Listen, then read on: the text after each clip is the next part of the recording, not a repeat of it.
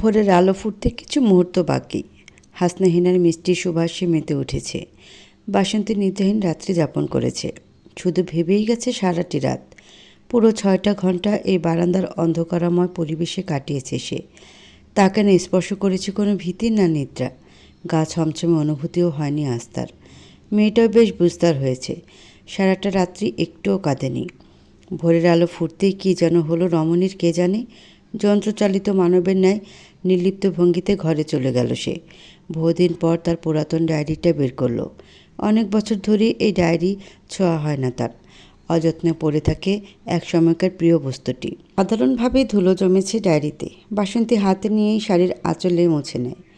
কলম হাতে নিয়ে লিখতে বসে। আগে রোজ লিখত, বিয়ের পর আর ধরা হয়নি। অলক্ষ্যই এক ফোঁটা অশ্রু গড়িয়ে পড়ে। অপ্রিয় প্রিয়তম নামটা অদ্ভুত না গায়ক সাহেব? কি করব বলো? তুমি আমার প্রিয়তম তা সত্য, তবে আজ জীবনের এ পর্যায়ে অপ্রিয় মানুষও বড় তুমি। মনে আছে যেদিন প্রথম দেখেছিলাম তোমায়? লম্বাটে গম্ভীর মুখের এক পুরুষ, যার সুগভীর নীলচে আঁখি জোড়ায় চোখ রাখার সাহস আমার ছিল না। তুমি যখন ডেকেছিলে আমি তীর তীর করে কাঁপছিলাম ভয়ে। বড্ড ভীতু, সাহসীন, হীনমন্যতায় জর্জরিত কিশোরী ছিলাম যে আমি। ভাবলাম কি না কি ভুল করে ফেললাম আমি, যার জন্য শাস্তি দিতে ডাকছে আমায় অজানা এক যুবক। তোমার কণ্ঠটাও ছিল তেমন রাগী, রসকসহীন, গম্ভীর। ভীতিগ্রস্ত কম্পিত দেহ নিয়েই তোমার দিকে এগিয়ে গিয়েছিলাম। তুমি জিজ্ঞেস করলে আমাকে তুমি চিনো? আমি হলাম কি না অভাগিনী আশ্রিতা? এসব রেডিও টেডিও শোনার ক্ষমতা কই আমার। এতক্ষণ তো শুধু কম্পন সৃষ্টি করেছিলে তুমি, আর তোমার নিকট যেতেই বাকশক্তিও বন্ধ হয়ে গেল। কারণ তোমার এই প্রশ্ন করার মাঝে কিছু একটা ছিল যা আমাকে ছুঁয়েছিল। অতঃপর ইশারাতেই বোঝালাম চিনি না। তুমি অদ্ভুত দৃষ্টিতে তাকালে কয়েক মুহূর্ত, তারপর পা থেকে মাথার চুল অবধি এক দফা আমাকে পর্যবেক্ষণ করলে। তুমি হয়তো জানো না, সেদিন স্পর্শ ছাড়াই তুমি ছুঁয়ে দিলে আমায়। জানো, অতটা গভীরভাবে কেউ স্পর্শ দিয়েও যে ছুঁতে পারে তাই আমি জানতাম না। অথচ তুমি শুধু দৃষ্টিতেই সেভাবে ছুঁয়েছিলে আমায়। আমার দেহের প্রতিটি লোম লোম সেদিন পুলকিত হয়েছিল। নিজ হৃদয়ের ধকধকানি নিজ কানে শুনেছিলাম। সারাটা রাত নিদ্রাবিহীন কাটালাম। শুধু এপিট ওপিট করি রাত 11টা থেকে ভোর 5টা অবধি পার করেছিলাম।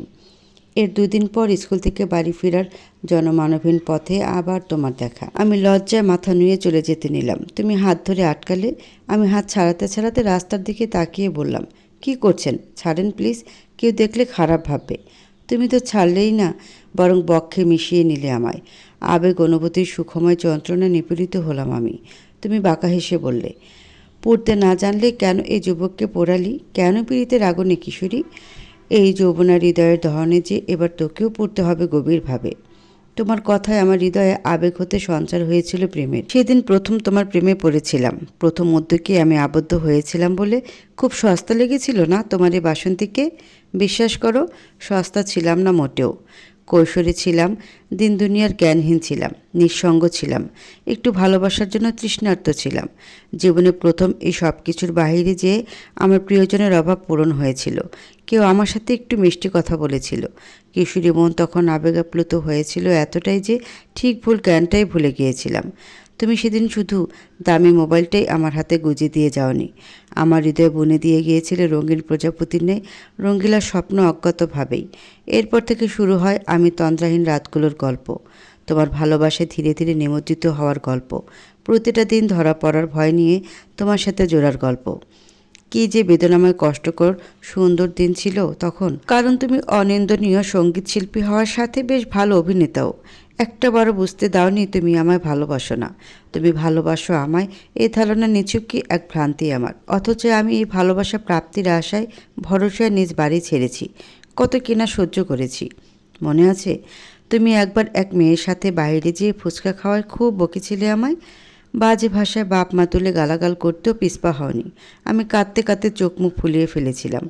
অভিমানে কথাও বলিনি প্রায় 3 দিন। চতুর্থ দিনে পুনরায় এক অনাকাঙ্ক্ষিত সাক্ষাৎ তোমার সেই প্রথম দিনের জায়গাটিতে। আমার হাত জোড়া ধরে বিনতি গলায় বললে, জানিস তো, প্রেম হলো দিয়া আর বাতির মতন। বাতি জ্বললে দিয়াকে পুড়তেই হয়। আমি তোমার সেই কথা 8 বছর পালন করেছি। তোমার সব অন্যায় মুখ বুজে সহ্য করেছি, বিনিময়ে শুধুই আশা করেছি তোমার ভালোবাসা। কতবার মৃত্যুর মুখ থেকে ফিরে এসেছি, নিজের মাতৃত্বকে গলা টিপে মেরেছি শুধুই ভালোবাসার জন্য। বিনিময়ে কি পেলাম? ভালোবাসা নামক অভিনয়। ভালো, বেশ ভালো। জীবনে এবার প্রথম স্বার্থপর হওয়ার মতো শক্ত আবরণে আবৃত হচ্ছে হৃদয়। আমি স্বার্থপর হব, তুমি হীনা ভালো থাকবো, সুখে থাকবো। ভালোবাসার সাগর যে আজ তিক্ত তার বিষে বিষাক্ত। ইতি তোমার বিষক্রিয়ায় মৃত বসন্ত। 1 বছর পর বাসন্তী গাড়ি থেকে নামছে, উদ্দেশ্য পার্টির অফিসে ঢোকা। তার কোলে ছোট্ট নাহিবা। সে অফিসে ঢুকতে সবাই সালাম দেয়। বাসন্তী অসৌজন্যমূলক হাসি দিয়ে আসন গ্রহণ করে। হুট করে পার্টিতে ঢোকা নতুন এক লোক টিপ্পনি দিয়ে ওঠেন, আজকাল পার্টির অফিস বাচ্চাদের প্লেগ্রাউন্ড হয়ে উঠেছে। এমন না করে বাসায় বসে বাচ্চা পারলেই তো পারে। এসব সিট সামলানো মেয়েদের কাজ নাকি? বাসন্তী বাঁকা হাসে, চোখে চোখ রেখে বলে, স্বাভাবিকভাবে একজন মানুষ 45 ইউনিট ব্যথা সহ্য করার ক্ষমতা রাখে, কিন্তু মায়ের জাত নারী জাতিকে আল্লাহ এর অনেক বেশি ইউনিট ব্যথা সহ্য করার ক্ষমতা দিয়েছে। তাহলে সামান্য গদি কী জিনিস? আর আপনার যদি এতই সমস্যা হয় একজন নারীকে ক্ষমতা দেখে, তবে আপনাকে পার্টি থেকে বের করে দিতে পারি। বাসন্তীর কথায় ঘাবড়ে যায় ব্যক্তিটি। শুকনো ঢোক গিলে সে কিছু বলবে তার পূর্বে বাসন্তী মুচকি হেসে অন্যান্য সদস্যদের সাথে দরকারি কথায় ব্যস্ত হয়ে পড়ে। চৈতালি গর্ব ও তৃপ্তির হাসি দেয় বাসন্তীর এমন আচরণে। মনে মনে বলে, আমার প্রচেষ্টা তুমি সফল করেছো আল্লাহ, এভাবে মেয়েটাকে শক্ত করে রেখো, না হলে যে খান ও মোস্তফা বংশের ঐতিহ্য সমান ক্ষমতা ধুলোয় মিশে যাবে। লোকটি অবাক চোখে তাকিয়ে দেখে বাসন্তীকে। এ জন্য ভিন্ন এক নারী। হ্যাঁ, এ পুরুষটির খুব করে চেনা বাসন্তীকে, কারণ উনি হলেন বাসন্তীর বড় মামা মীর উদ্দিন। মিটিং শেষে বাসন্তীর নিজের নির্ধারিত আসন থেকে উঠে পড়ে।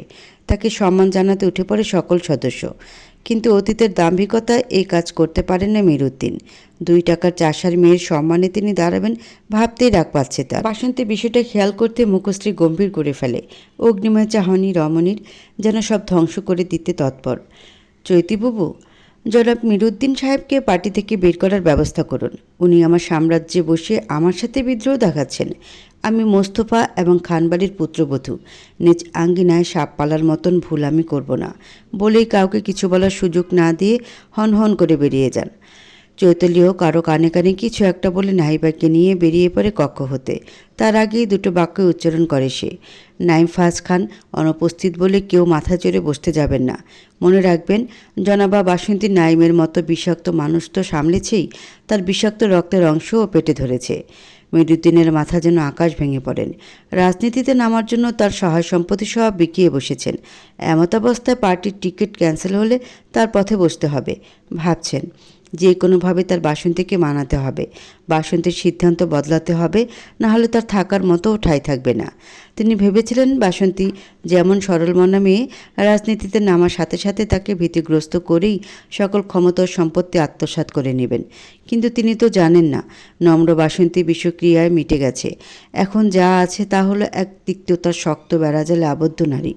চৈতালি অফিস থেকে বেরিয়ে দেখে বাসন্তী আগে থেকে গাড়িতে বসে। চৈতালি কোনো কথা না বলে নাহিবাকে নিয়ে গাড়িতে উঠে বসে। মীর লোকটা তোমাকে আগে থেকে চিনি বলো, সত্যি কি তাই? সম্পর্কে আমার মামা হয়।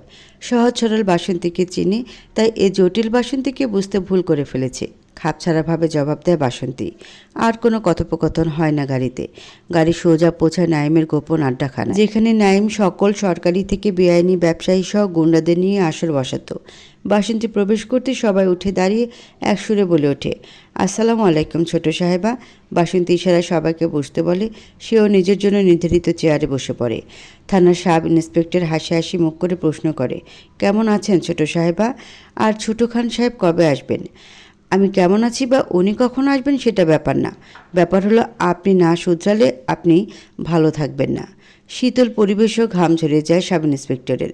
অন্যরাও কাঁপছে ভয়ে, কারণ সবাই জ্ঞাত যে এই কালো বোরখায় নিজের মুখশ্রী ব্যতীত আপাদমস্তক ঢেকে রাখা নারীটিও নিজের স্বামীর মতন কাউকে এক চুল ছাড় দিবে না। আমি কি কোনো ভুল করেছি ছোট সাহেবা? কম্পিত কণ্ঠ তার। আপনি যে ঘুষ খান, নির্ধারিত সুবিধার বাইরেও বাপের সম্পত্তির মতন সরকারি সুবিধা ভোগ করেন, তা সবার জানা। তাতে কখনো বাধা পড়েছে উপরমহল থেকে? না, কারণ আপনি আমাদের লোক। কিন্তু আপনি কি করেছেন? ছোট ছোট ট্রাফিক ভুলে রাস্তাঘাট থেকে মানুষের একটু একটু করে টাকা জমিয়ে কিনা গাড়ি, বাইক, স্কুটি বেআইনিভাবে দখল করছেন।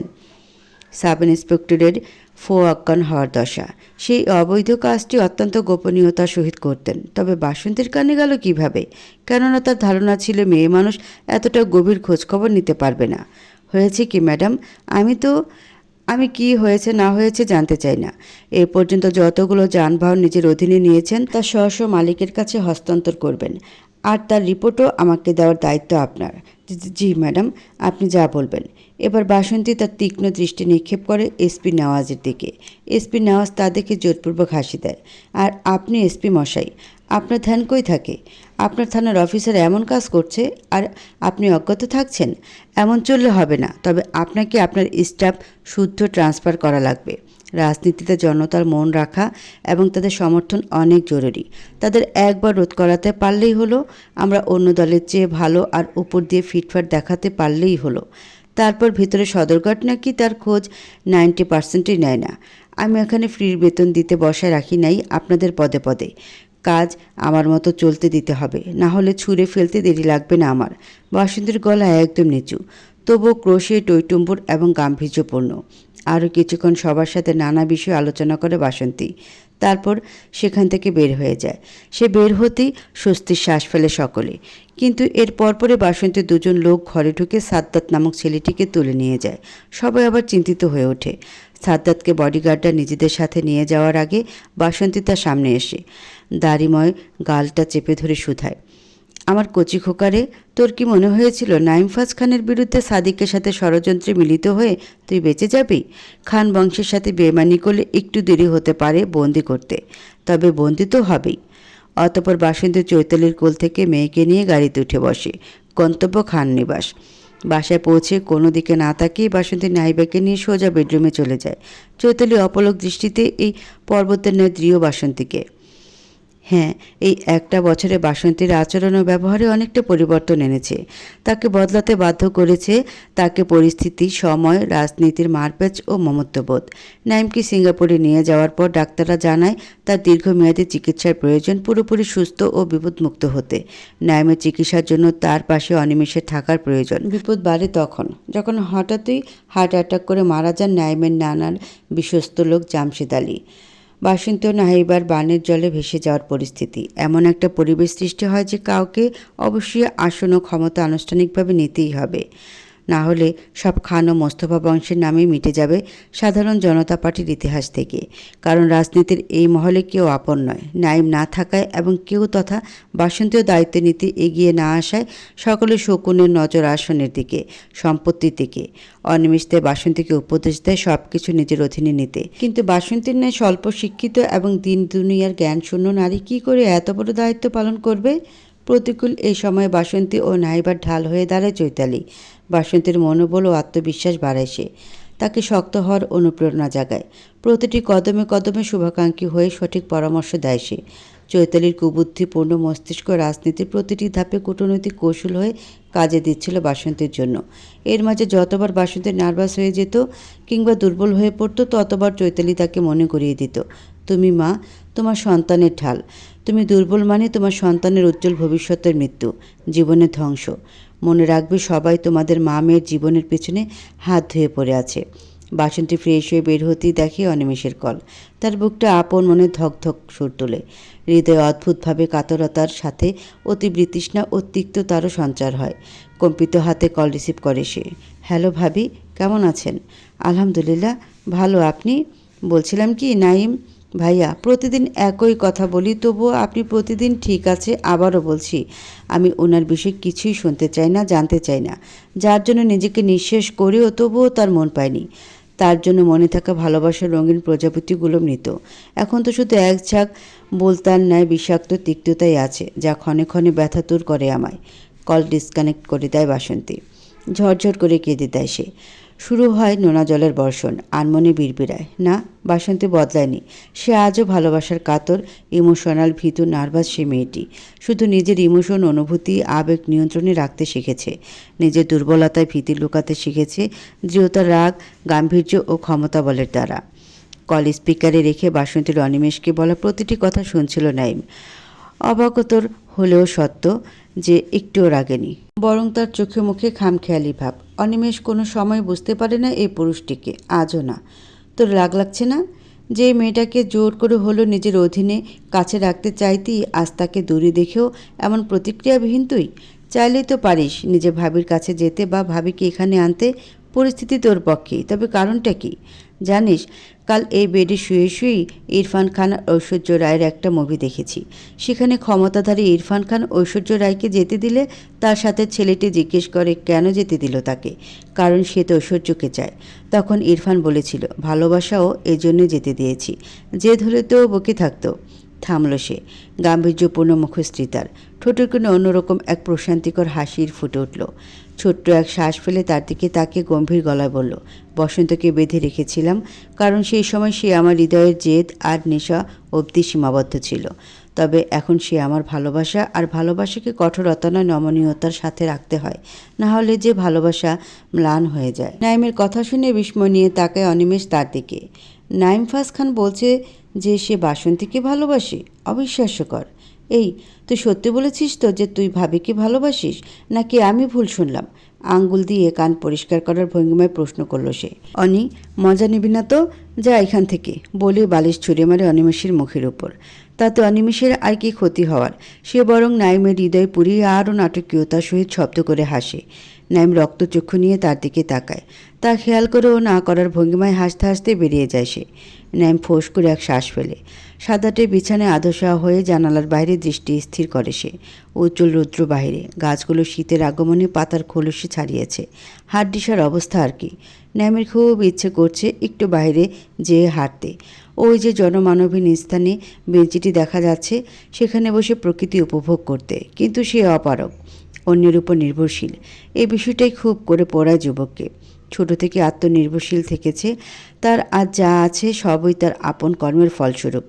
এমনকি তার নিজের জন্মগত ভাবছে পাওয়া ক্ষমতা এবং সম্পত্তিও সে এমনি এমনি পায়নি, অর্জন করে নিতে হয়েছে। জীবনের কোনো পর্যায়ে তার মনে হয়নি কাউকে তার প্রয়োজন, অথচ এখন প্রায় সব কিছুতেই কারো না কারো উপর নির্ভরশীল সে।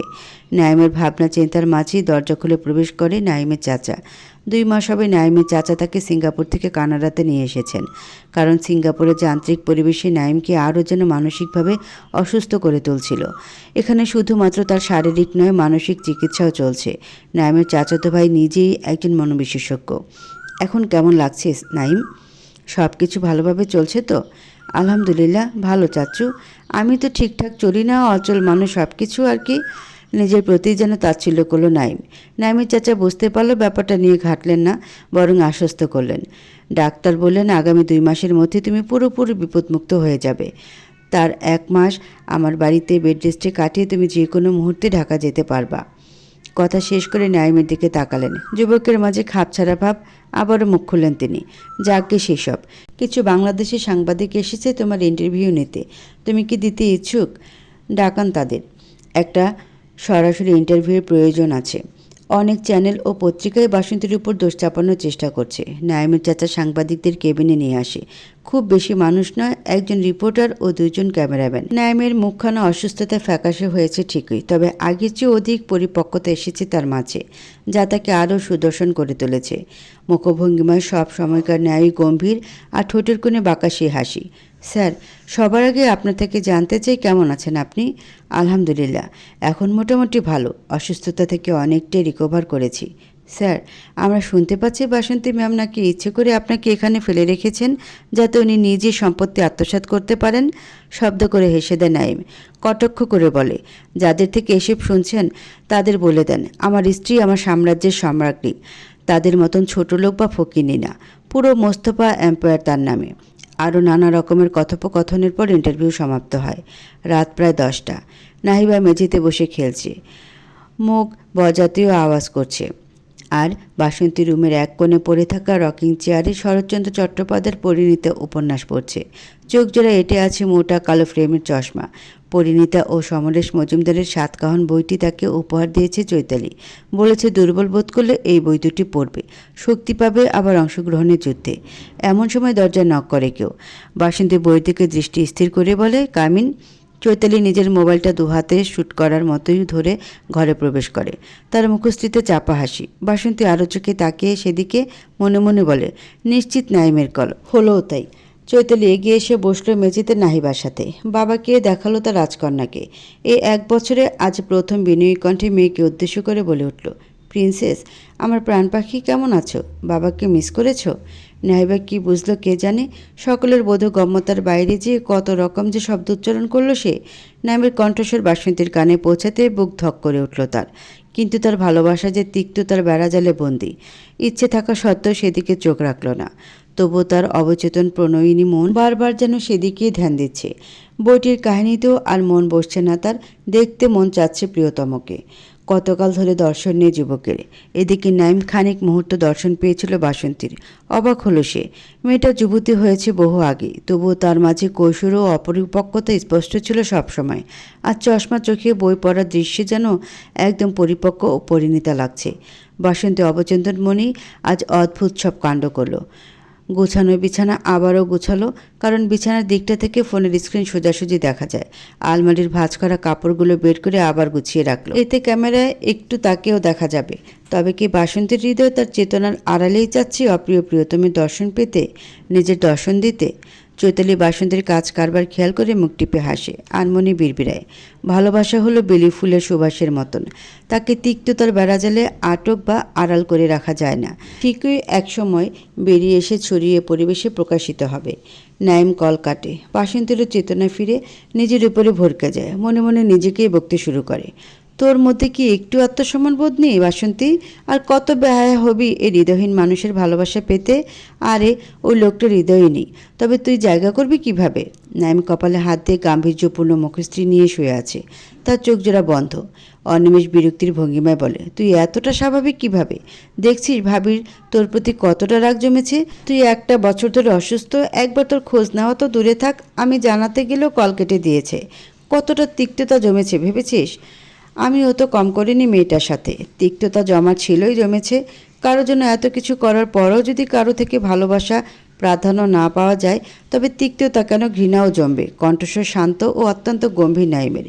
তুই রিয়েলাইজ করেছিস অনুতপ্ত, এটা খুবই ভালো। কিন্তু ভাবিকে কি করে মানাবি?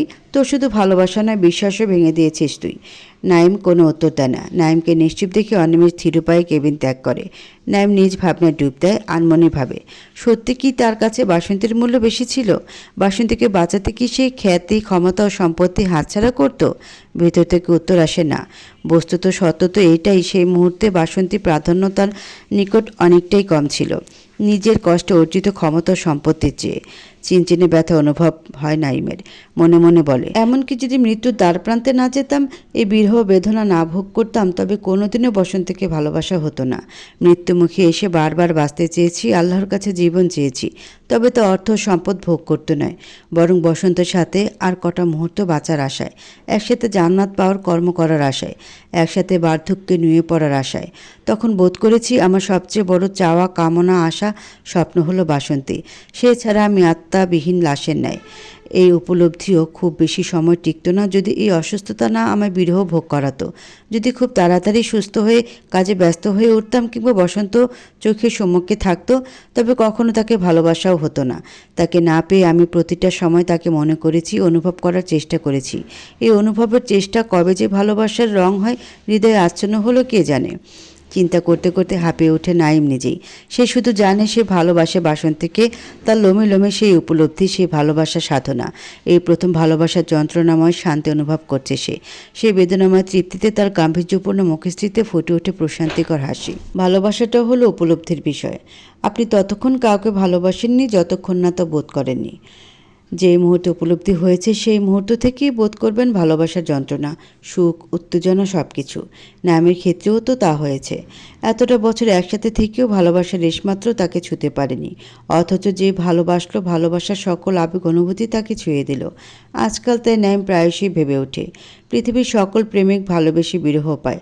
আমি বিরহে তোমায় ভালোবেসেছি প্রিয়তমা। রাত প্রায় 12টা। ফাহিম অফিস থেকে বাড়ি ফিরছে। ম্যানেজার হিসেবে প্রায় মিটিংয়েই তাকে উপস্থিত থাকতে হয়। আজকেও একটা ভিনদেশি কোম্পানির সাথে মিটিং ছিল। ডিনারটাও সেখানেই সেরে এসেছে। ফাহিমের গাড়িতে গান চলেছে। পথ হারাবো বলেই এবার পথে নেমেছি। সোজা পথের ধাঁধায় আমি অনেক থেতেছি। পথ হারাবার ভুলেই এবার পথে নেমেছি। নিশিদের পাহারাতে ছিলেম রেখে ঢেকে। সে কখন গেছে ফিরে আমায় ডেকে ডেকে। নিশিদের পাহারাতে ছিলেম রেখে ঢেকে। সে কখন গেছে ফিরে আমায় ডেকে ডেকে। নয়ন মেলে পাবার আশে অনেক কেঁদেছি, এই নয়নে পাবো বলেই নয়ন মুদেছি, পথ হারাবো বলেই। হেমন্ত কুমার। গানটার যেন ফাহিমের হৃদয়ের কথা বলছে। তার চোখে মুখে অবিরাম আকুতি। কিসের আকুতি কে জানে। সে তো প্রিয় মানুষের থেকে ভালোবাসা, শ্রদ্ধা, লয়ালিটি বা আনুগত্য সবই পেতে ব্যর্থ। হুট করে গাড়ির ডান পাশের আয়নাতে খেয়াল করতে দেখলো একজন শাড়ি পরিহিতা মেয়ে তার গাড়ির পিছু পিছু ছুটছে। দ্রুত বেগ কষে সে। ততক্ষণে মেয়েটা মুখ থুবড়ে পড়েছে মাটিতে। ফাহিম সিট বেল্ট খোলে মেয়েটাকে যেয়ে ধরে, কিন্তু দেখতে পায় চেতনাহীন হয়ে পড়ে আছে সে। তবুও নিজের ব্যাগটাকে বেশ সামলে ধরেছে। ওই শালা, এই মাইয়ারে ছাইরা দে, আজকে রাতের লিগা এ মেয়ে আমগো। কারো নেশাযুক্ত কণ্ঠে এই কথা শুনে মাথা ঘোরায় ফাহিম।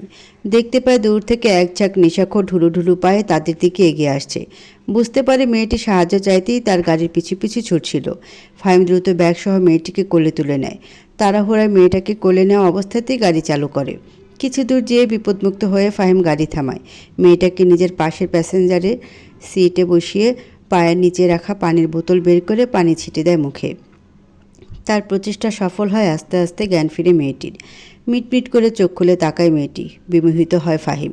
কী ডাগর চোখ যুবতী! কোনো কবি সম্মুখে থাকলে নির্ঘাত বলে উঠতেন, এলোকিসী কন্যা সেজে ডাগর ডাগর চোখ, চাহনিতে বিজলি থাকে, এমনই তার রূপ। ফাহিমকে এত কাছে দেখে ঘাবড়ে যায় মেয়েটি। মৃদু ধাক্কায় সরিয়ে দেয় তাকে। যুবকেরও ঘোর ভাঙে। ইতস্তত ভাব নিয়ে জিজ্ঞেস করে, আপনি ঠিক আছেন নাকি হাসপাতালে নিতে হবে? জি ঠিক আছি।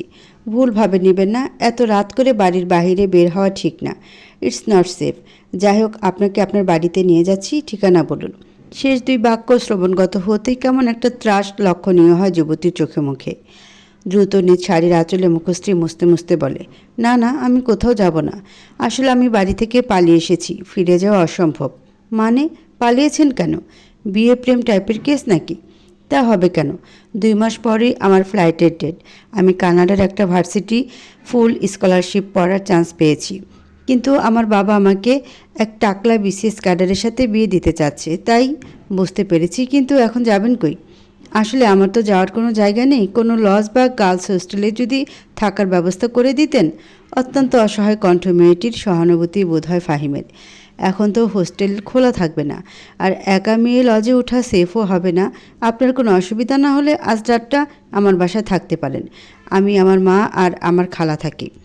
অজানা মেয়েটি বেশ খানিকক্ষণ খোসামুদি করেও রাজি হয়ে গেল। হয়তো উপায়হীন বলেই অচেনা এক পুরুষকে বিশ্বাস করলো। ফাহিম পুনরায় গাড়ি স্টার্ট করলো। চালাতে চালাতে মেয়েটিকে তার নাম জিজ্ঞেস করলো। মেয়েটি এক শব্দে উত্তর দিল, পূর্ণতা। এরপর আর কোনো কথা হয় না তাদের মাঝে। নিঝুম রাতে এয়ারপোর্টগামী নিস্তব্ধ রোডে একজোড়া নরনারীর যাত্রা চলমান। কে জানে কোথায় এ যাত্রার সমাপ্তি। ছোট মালকিন, ছোট মালকিন, আপনার সাথে কারা যেন দেখা করতে এসেছে। একজন গৃহপরিচারিকার ডাক শুনে ওড়না দিয়ে দেহ ও মাথা আবৃত করে নিচে নামে বাসন্তী। বিরক্তি সুরে শুধায়, কোন মন্ত্রী আমলা এসেছে যে এত জোরে জোরে ডাকছো? এমনিতেই নাইবাকে কত ঝড় ঝাপটা পেরিয়ে ঘুম পাড়ালাম, যদি উঠে যেত তবে। কথাগুলো বলতে বলতেই সোফার সম্মুখে দাঁড়ায় বাসন্তী। অতি পরিচিত একখানা চেহারা চোখের সামনে স্পষ্ট হতেই থমকে যায় সে। আপন মনে অস্পষ্ট সুরে বলে ওঠে, মা। হ্যাঁ, বাসন্তীর মা বদরুন্নেসা দাঁড়িয়ে, পাশে তার বড় মামা মীর উদ্দিনও বসে। এতটা সময় পর মাকে দেখে কিছুটা আবেগপ্রবণী হয়ে পড়ে বাসন্তী। মায়ের উপর শত রাগ থাকুক, বাস্তবতা তো এইটাই, এই নারীটি তার গর্ভধারিণী। সে ভাবে, নিশ্চিত তার মামার কাছে শুনেই তাকে দেখতে ছুটে এসেছে মা। তাকে নিশ্চয়ই এখন বুকে আগলে মমতার ছোঁয়া সিক্ত করে নিবে। সেও কিছুটা অভিমান করবে, পরে ঠিকই জড়িয়ে ধরবে মাকে। কিন্তু না, এমন কিছু হলো না। বরং বদরুন্নেসা গম্ভীর গলায় বললেন, কি শুনি এসব বাসন্তী? তুই নাকি বড় ভাইরে পার্টি থেকে বাইর করে দিতেছস? আমগো মানিজ্যত ডুবাইয়া আরেক পোলার হাত ধরা পালায়ও তোর মনে শান্তি লাগে নেই, এখন আরও ধ্বংস করতে চাস? বিধ্বস্ত হয় বাসন্তীর হৃদয়। মনে মনে বলে, মানুষ কোনোদিন বদলায় না, তবে চেহারায় এই হতাশার রেশমাত্র আনে না। বরং অত্যন্ত রাজকীয় ভঙ্গিমায় পায়ে পা তুলে তাদের সামনে সোফায় বসে। সরি, কে আপনি? আর আপনার সাহস কী করে হয় আমাকে তুই বলে সম্বোধন করার বা আমার সাথে এভাবে কথা বলার? বয়সও বড় বলে এই ভুল ক্ষমা করলাম, তবে দ্বিতীয়বার এই ভুল করবেন না, না হলে পুরো পরিবার শুদ্ধ রাস্তায় নামানোর ব্যবস্থা করব। এটা যে আমার রাজ্য সেটা মাথায় ভালো মতন ঢুকিয়ে নিন। বেয়াদব মেয়েলোক কোথাকার, নিজের মামা মায়ের সাথে এইভাবে কথা বলছিস? মামা কে? মা কে? আমার মা তো আমি ছোট থাকতেই মারা গেছে, সাথে আমার মায়ের 14 গোষ্ঠীও। আর হ্যাঁ, আপনারা আসলে কথা শোনার মানুষ না। সিকিউরিটি সিকিউরিটি, এদের ঘাড় ধরে বের করো। আর মিস্টার মিনুদ্দিন, আপনার এইবারের টিকিট তো আমি ক্যান্সেল করবই, and I will make sure আপনি বেঁচে থাকতে আর কোনো দিনই রাজনীতিতে যোগ না দিতে পারেন। রাগে ফুঁসতে ফুঁসতে কথাগুলো বলে হনহন করে নিজের বেডরুমে চলে যায় সে। বদরুন্নেসা ও মিনুদ্দিনকেও আদেশ অনুযায়ী ঘাড় ধাক্কা দিয়ে বের করে দেয় গার্ডরা। বাসন্তী ঘরে এসে দরজা লাগিয়ে দেয়। দরজায় গা ঠেকিয়ে ধপ করে মেঝেতে বসে পড়ে। আনমনে বিড়বিড়ায়, কেন আমাকে কেউ একটুও ভালোবাসলে না, একটু প্রাধান্য দেয় না কেন? আমার নিজের মায়ের কাছেও আমার কোনো মূল্য নেই, তার কাছে আজও তার ভাই বোনই বড়। আমার প্রতি বিন্দু মাত্র মায়া তার নেই। আমি ভেবেছিলাম এত বছর আমি নেই তার কাছে, একটু তো মায়ের সৃষ্টি হবে। আমার প্রতি ভালোবাসা না হোক, কিছুটা মমত্ব তো জাগবে, কিন্তু না, তেমন কিছুই হয়নি। মানুষ কখনোই বদলায় না।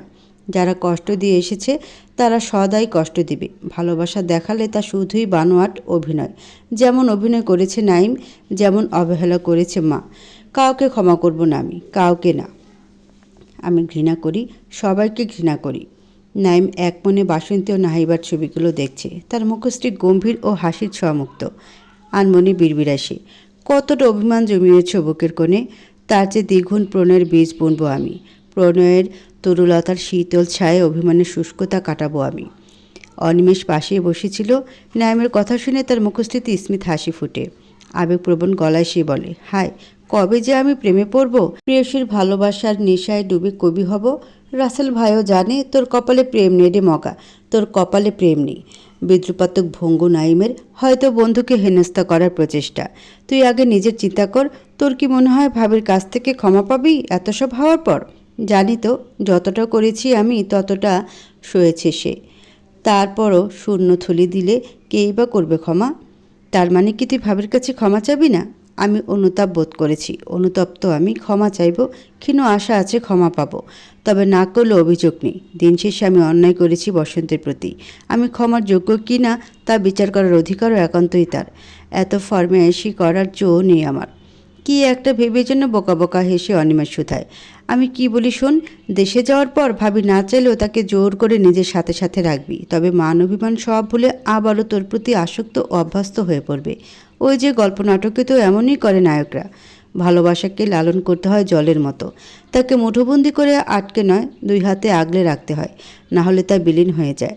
গাম্ভীর্যপূর্ণ গলায় বলল নাইম, মানে তুই এমন কিছু করবি না? তাহলে ও জীবনে কিছুই নিজ ইচ্ছা অনুযায়ী করতে পারেনি।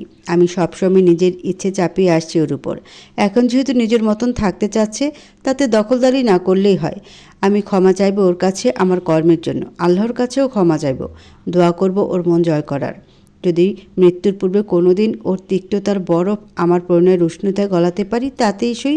তবে ওর ইচ্ছেকে আমি কখনোই দাবাবো না, যথাসাধ্য সম্মান দিব। বাকিটা ওর ইচ্ছে, আর আল্লাহ পাক যা কপালে রেখেছে।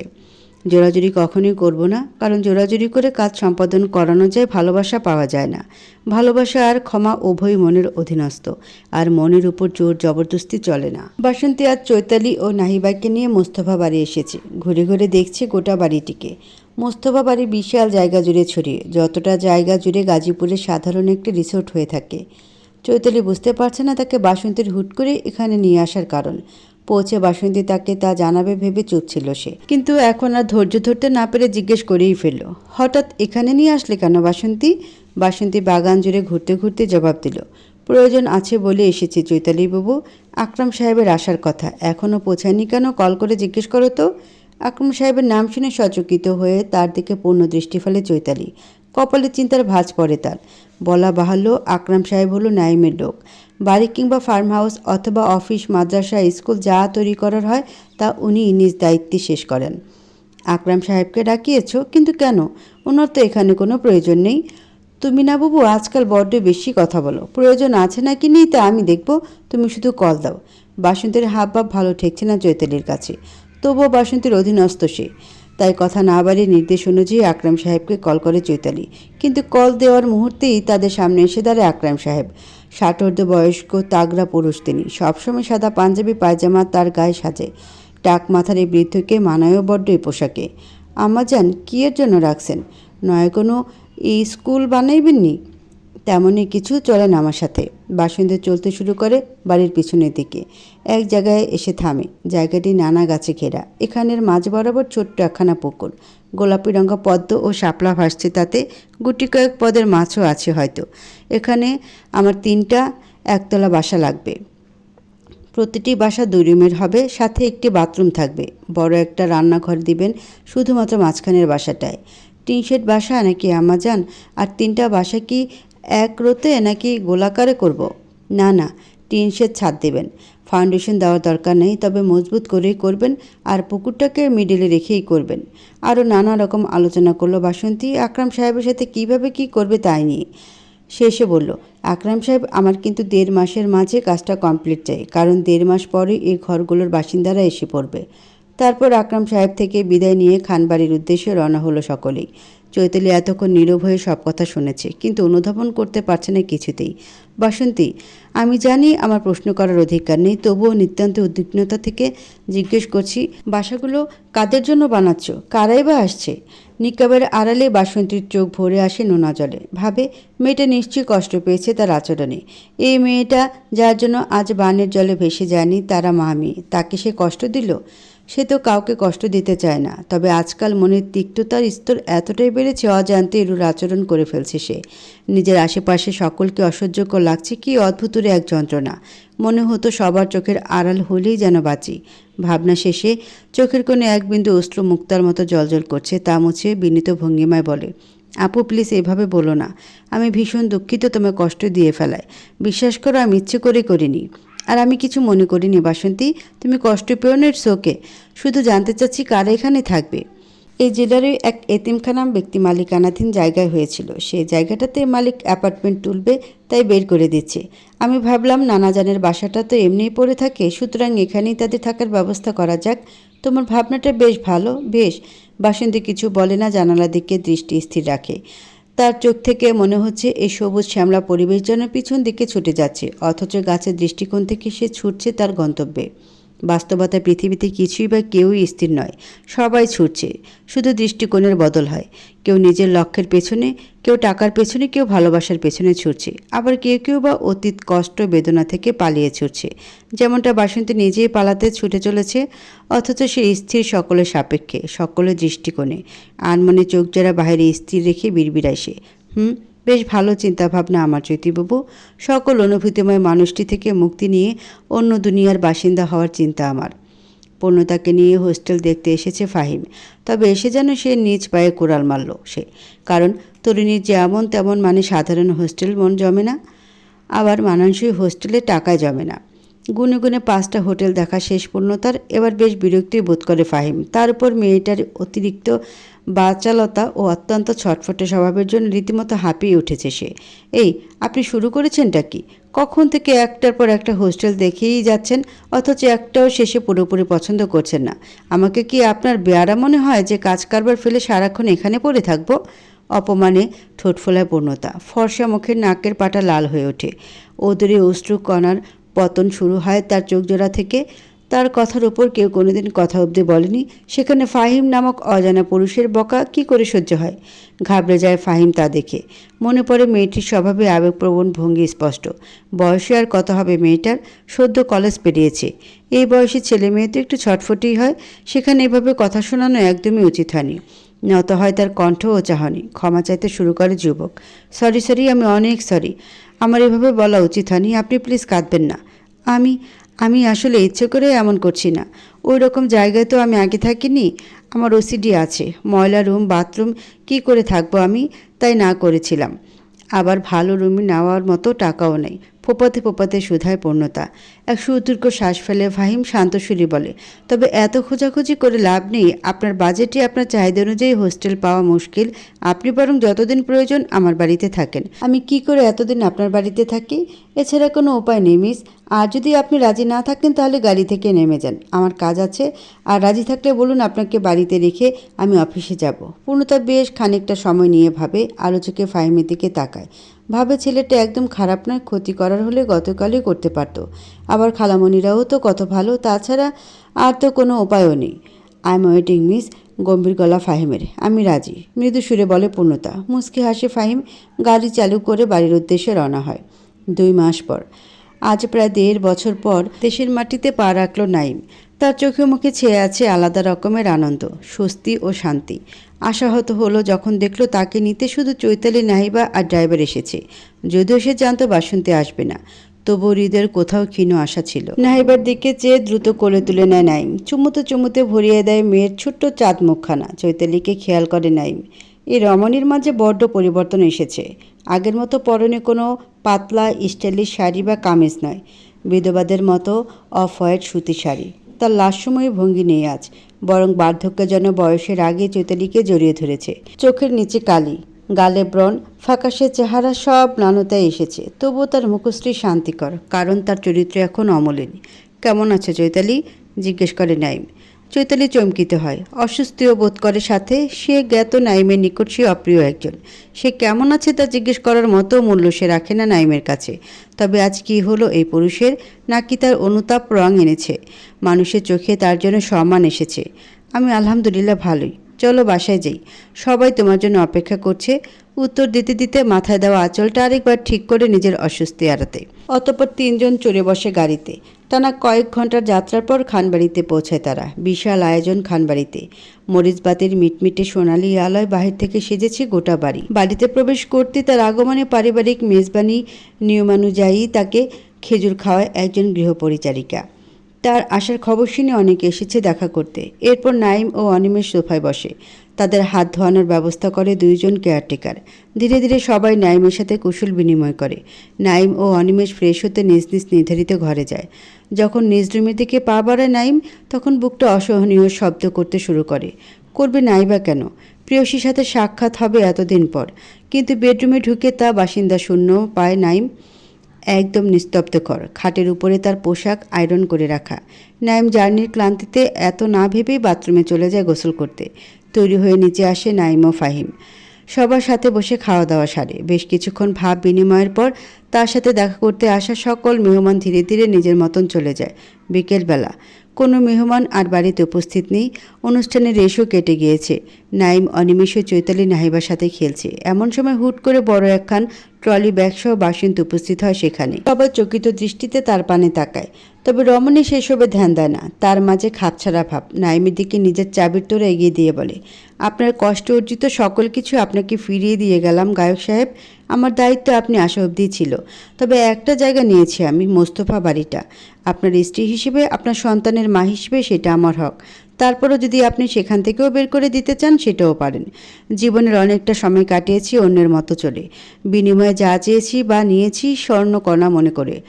একদিন খোঁজ নিয়ে জানলাম তা স্বর্ণ নয়, বালু। তাই আশা ছেড়েছি সকলের। ভালোবাসার সাগর এখন মরুভূমি। কাউকে চাই না আর আমার। কারো ভালোবাসা তো দূরে থাক, কিছুরই আশা রাখতে চাই না। যতটা সময় বেঁচে আছি একা থাকতে চাই নিজের মতো।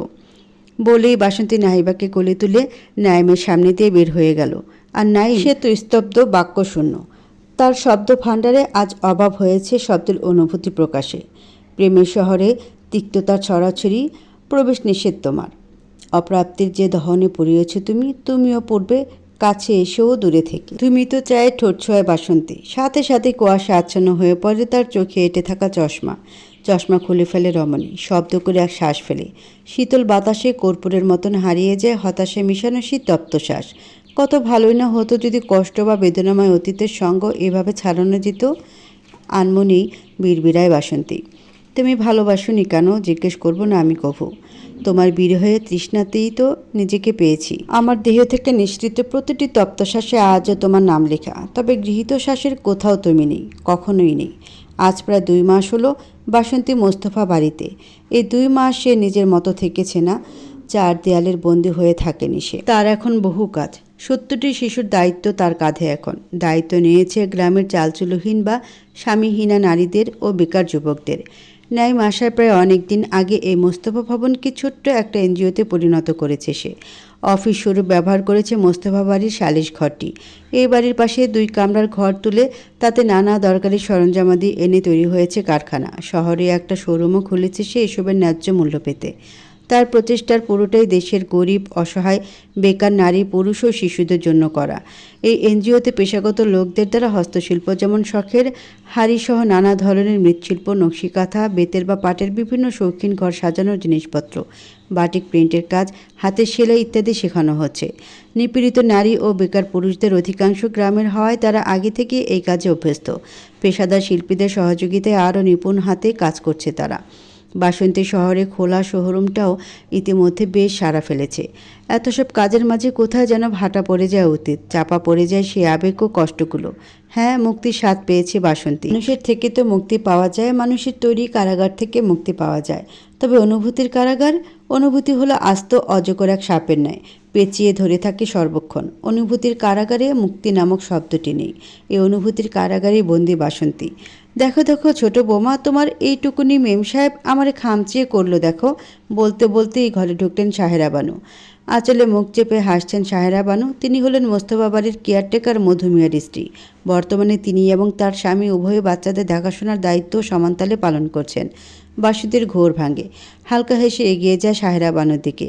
নায়েবাকে কোলে তুলে নিয়ে আলতো হাতে গাল ছুঁয়ে তার কপট রাগ দেখিয়ে বলে, এমন জল্লাদপনা করে নাকি মা? তোমার দাদুন হয় না? এমন করলে কিন্তু পিট্টু দিব তোমাকে আম্মু। বব! চোখ রাঙিয়ে চেঁচিয়ে উঠে নাহিবা। নাহিবার এমন আচরণে অবাক হয়নি বাসন্তী, না হয়েছেন সাহেরা বানু।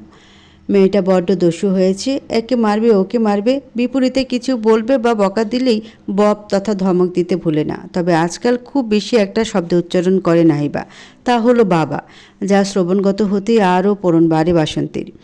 ফাহিম অফিস থেকে এসে জানতে পারে আর 15 দিন পরে পূর্ণতা কানাডার ফ্লাইট।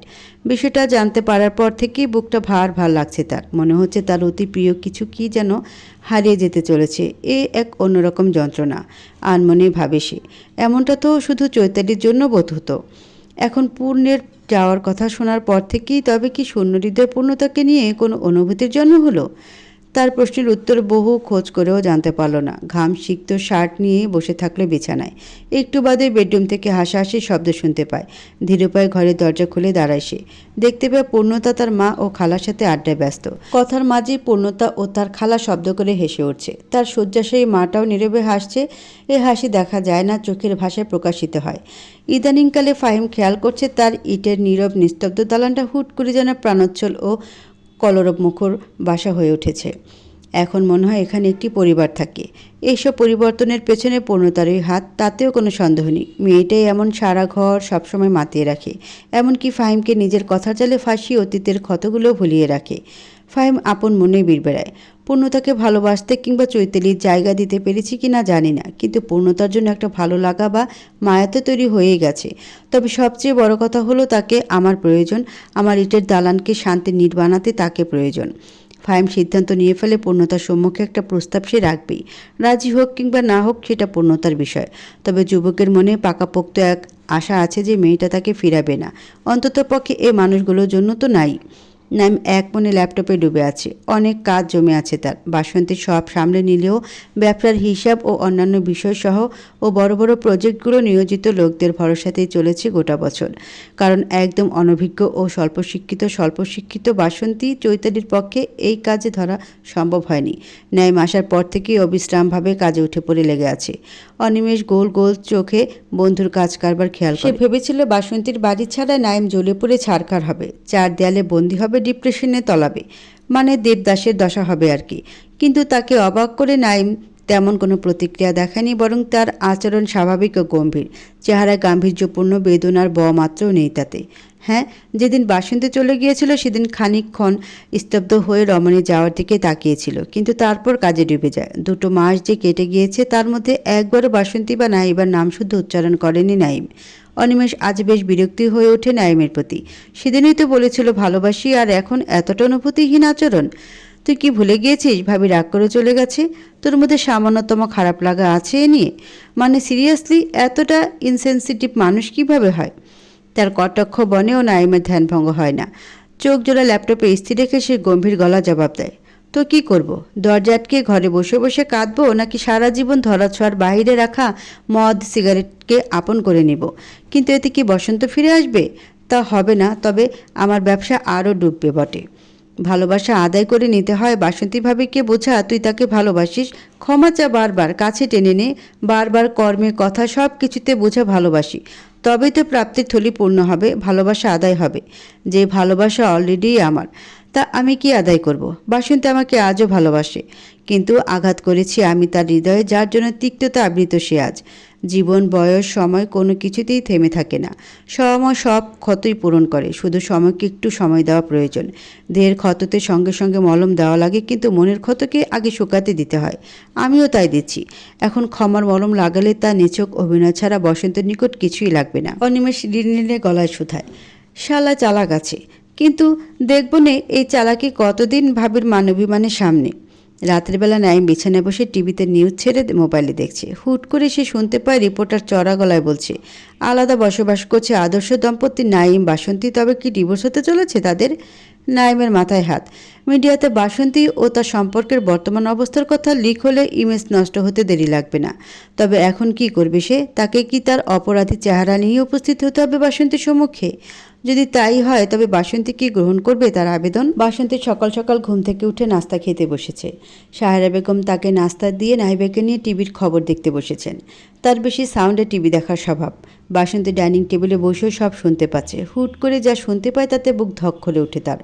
খাবার রেখে বড় বড় পা ফেলে বসার ঘরে উপস্থিত হয় সে। টিভিতে তখনও নিউজটি চলমান। Breaking news, breaking news. সুখী দম্পতি বাসন্তী নাইমের সম্পর্কে ফাটল। আলাদা থাকছেন তারা, তবে কি ভাঙতে চলেছে তাদের সম্পর্ক? বাসন্তী ধপ করে সোফায় বসে পড়ে। সাহেরা বানু আরো চোখে বাসন্তীর দিকে তাকান, সান্ত্বনার সুরে বলেন, চিন্তা করো না বৌমা, সব ঠিক হয়ে যাইব। বাসন্তী প্রত্যুত্তরে কিছু বলল না। গাম্ভীর্যপূর্ণ মুখস্থিতি কি একটা ভেবেই দ্রুত পদচারণায় নিজ কামরায় চলে গেল। যাওয়ার আগে সাহেরা বানুর উদ্দেশ্যে বলল, মনি, আকরাম কাকুকে বলবেন সবাইকে বলে দিতে আজ আমি আসবো না কোনো কাজে, ঘরেই থাকবো। তাই বলে আমার অনুপস্থিতিতে যাতে কোনো কাজে গাফলতি না হয়, আর আপনি কষ্ট করে নাহিবাকে খাইয়ে পরিয়ে দেবেন। ঘরে এসে কোনো দিকে না তাকিয়ে দরজা বন্ধ করে দিল সে।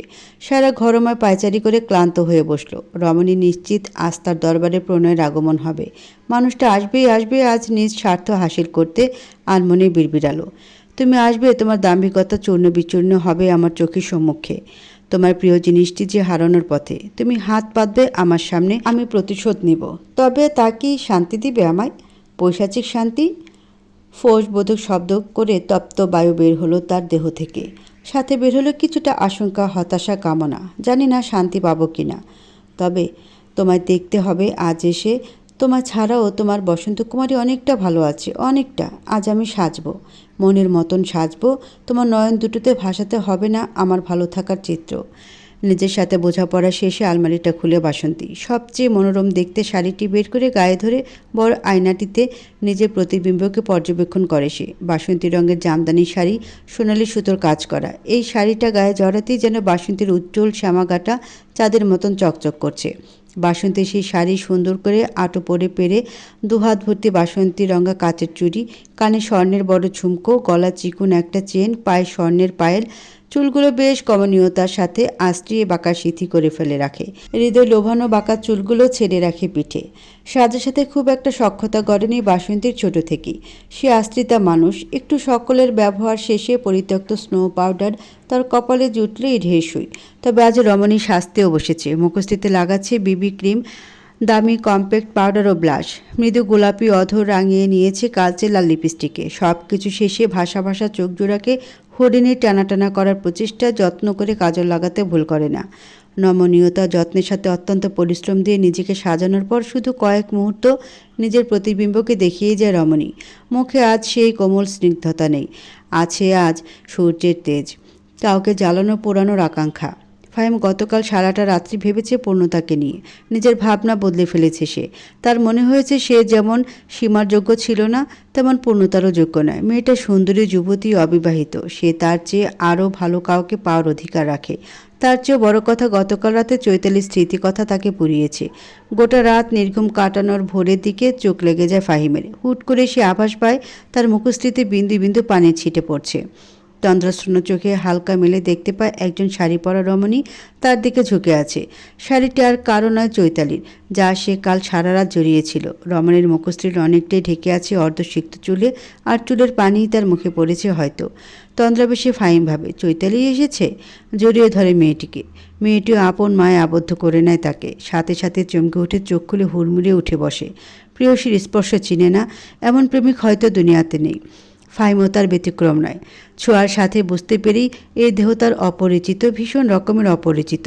চোখ ভালোভাবে খুলেই দেখতে পায় এটা পূর্ণতা, চৈতালি নয়। সরি, আমি আসলে বুঝতে পারিনি।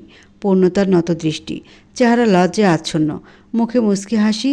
সে বলল, না বুঝতে পেরে বোধহয় ভালো করেছ। সরি, কিছু না। ওই যে চা এনেছি, পান করো। তোমার পছন্দের লুচি আলুর দম করেছি। ফ্রেশ হয়ে নাস্তা করতে চলে আসো। উঠে চলে যেতে নেয় পূর্ণতা। ফাহিম ডাক দেয়, পূর্ণ। হ্যাঁ বলো। এই শাড়ি কোথায় পেলে তুমি? এই শাড়ি তো চৈতালির, তাই তো?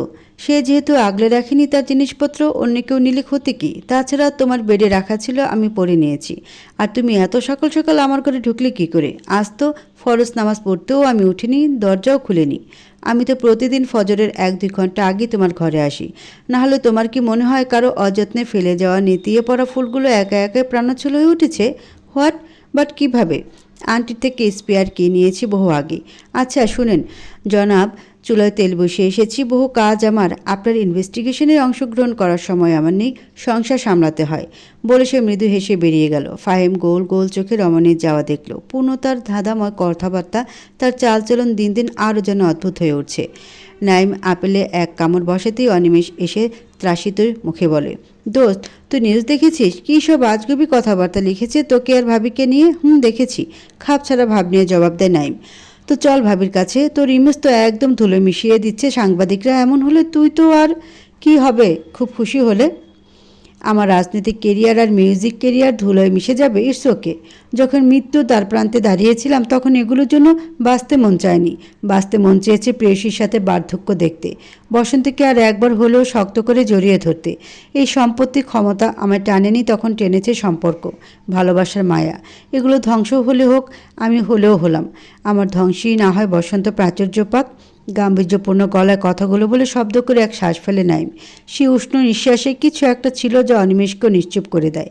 গভীর আকুতি, অপ্রকাশিত ভালোবাসা ও বেদনা, আরও কি কি যেন। এতই যখন ভালোবাসিস, যাস না কেন ভাবির দুয়ারে? মানাস না কেন তাকে? জানিস, আমি যখন মরবো ভেবে ফেলেছি, তখন আরও একটা বিষয় আমাকে পোড়াচ্ছিল। আমি মরলে আমার বসন্ত আর নাহিবাকে আগলে রাখবে কে?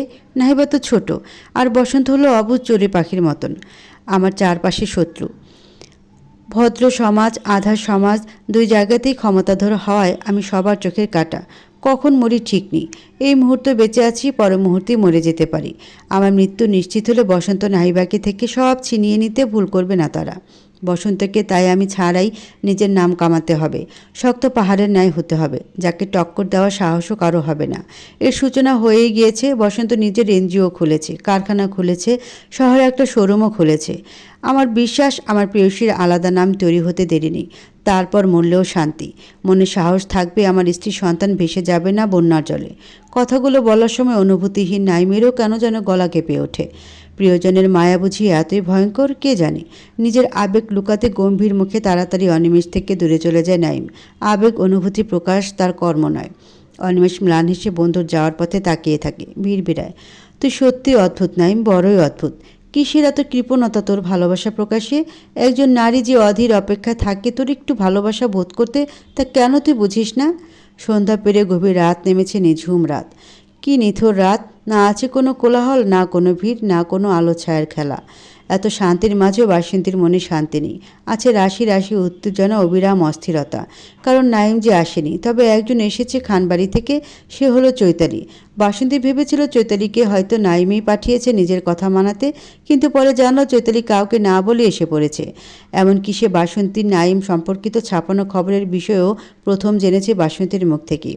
বর্তমানে আশাহত বাসন্তী ভাবল নাইমের জীবনে আগে যা একটু মূল্য ছিল, কিন্তু এখন কি একটু মূল্য নেই তার?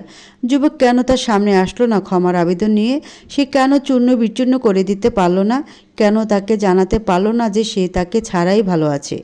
রাতের আধার বাড়তেই বাসন্তী সব হিসাব নিকাশের অবসান ঘটালো। নিজেকে বোঝাতে মনে মনে বলল, আজ সুযোগ আসেনি তো কি হয়েছে, কোনোদিন তো সামনে আসবে, তখন বুঝিয়ে দিব আমি বেশ আছি তাকে ছাড়াই। তখনই কাঁধে হাত রাখল কেউ। চমকে উঠে পেছনে ঘুরল বাসন্তী। চৈতালি মুচকি হাসির সহিত দাঁড়িয়ে আছে। কেমন আছো? এই তো আছি, দেখতেই তো পাচ্ছ, সাজগোজ অলংকার কাজ কারবার সব কিছু নিয়ে খারাপ নেই তো। সত্যিই তো, ভালোবাসা ছাড়া ভালো থাকা যায়? বাসন্তী মুখশ্রীতে অমলিন চওড়া এক হাসি এঁকে নিয়ে বলে, প্রেম ভালোবাসার বাহিরেও অনেক কিছু আছে জীবনে, পৃথিবীতে। ভালোবাসাময় জীবন হয়তো একটু কাটাময় মাধুর্যপূর্ণ, কিন্তু প্রেমহীন জীবনটা বিরস হলেও মন্দ নয়।